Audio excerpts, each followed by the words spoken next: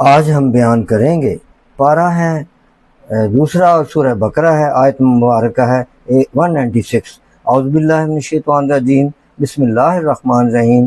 وَأَتِمُّوا الْحَجَّ وَالْعُمْرَةَ لِلَّهِ فَإِنْ أُحْصِرْتُمْ فَمَا اسْتَيْسَرَ مِنَ الْهَدْيِ وَلَا تَحْلِقُوا رُءُوسَكُمْ حَتَّى يَبْلُغَ الْهَدْيُ مَحِلَّهُ فَمَنْ كَانَ مِنْكُمْ مَرِيضًا أَوْ بِهِ أَذًى مِنْ رَأْسِهِ فَفِدْيَةٌ مِنْ صِيَامٍ أَوْ صَدَقَةٍ أَوْ نُسُكٍ فَإِذَا أَمِنْتُمْ فَمَنْ تَمَتَّعَ بِالْعُمْرَةِ إِلَى الْحَجِّ فَمَا اسْتَيْسَرَ مِنَ الْهَدْيِ فَمَنْ لَمْ يَجِدْ فَصِيَامُ ثَلَاثَةِ أَيَّامٍ فِي الْحَجِّ فَسَبْعَةٍ إِذَا رَجَعْتُمْ تِلْكَ عَشْرَةٌ كَامِلَةٌ ذَلِكَ لِمَنْ لَمْ يَكُنْ أَهْلُهُ حَاضِرِي الْمَسْجِدِ الْحَرَامِ وَاتَّقُوا اللَّهَ وَاعْلَمُوا أَنَّ اللَّهَ شَدِيدُ الْعِقَابِ۔ صدق اللہ العظیم۔ ترجمہ پیش خدمت ہے، حج اور عمرہ اللہ کے لیے پورا کرو، پھر اگر تم روکے جاؤ تو قربانی بھیجو جو میسر آئے، اور اپنے سر نہ مڑاؤ جب تک قربانی اپنے ٹھکانے کو نہ پہنچ جائے۔ پھر جو تم میں بیمار ہو یا اس کے سر میں کوئی تکلیف ہو تو بدلہ دے روزے یا خیرات یا قربانی۔ پھر جب تم اطمینان سے ہو تو حج سے عمرہ ملانے کا فائدہ اٹھائے، اس وقت قربانی سے جیسی میسر آئے۔ پھر جسے مقدور نہ ہو تو 3 روزے حج کے دنوں میں رکھے، اور 7 جب اپنے گھر پلٹ کر جاؤ۔ یہ پورے 10 ہوئے۔ یہ حکم اس کے لیے ہے جو مکہ کا رہنے والا نہ ہو، اور اللہ سے ڈرتے رہو اور جان رکھو کہ اللہ کا عذاب سخت تر ہے۔ اب یہ تو تھا ترجمہ۔ شان نزول یہ ہے کہ انسان کو راہ خدا میں انفاق کا ترک بھی سبب ہلاک ہے، خطرہ ہلاکت کا باعث ہے، ان سب سے باز رہنے کا حکم ہے۔ ہاں، اسی طرح ان دنوں کو جو فرائض اور شرائط کے ساتھ خاص اللہ کے لیے بے سستی نقصان کامل کرو۔ حج نام ہے احرام باندھ کر 9ویں ذی الحج کو عرفات میں ٹھہرنے اور کعبہ معظمہ کے طواف کا۔ اس کے لیے خاص وقت مقرر ہے جس میں یہ افعال کیے جائیں تو حج ہے۔ مثلا حج 9 ہجری میں فرض ہوا، اس کی فرضیت قطعی ہے۔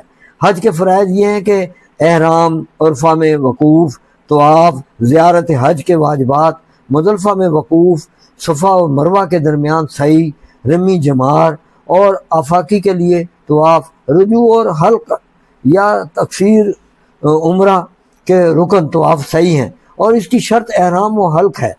حج و عمرہ کے 4 طریقے ہیں۔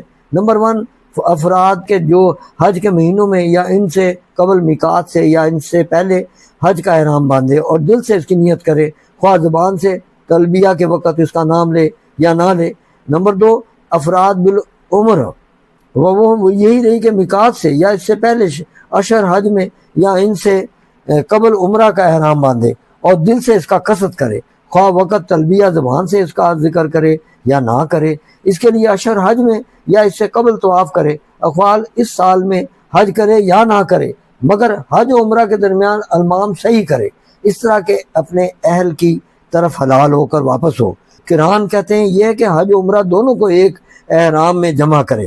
وہ احرام میقات سے باندھا ہو یا اس سے پہلے اشہر حج میں یا اس سے قبل، اول سے حج و عمرہ دونوں کی نیت ہو، خواہ وقت تلبیہ زبان سے دونوں کا ذکر کرے یا نہ کرے، پہلے عمرہ کا فعل ادا کرے پھر حج کے۔ نمبر 4، تمتع، یہ ہے میقات سے اس سے پہلے اشہر حج میں یا اس سے قبل عمرہ کا احرام باندھے اور اشہر حج میں عمرہ کرے یا اکثر طواف اس کے حجر میں ہو، حلال ہو کر حج کے لیے احرام باندھے اور اسی سال حج کرے، اور حج وغیرہ کے درمیان اپنے اہل کے ساتھ المام صحیح نہ کرے۔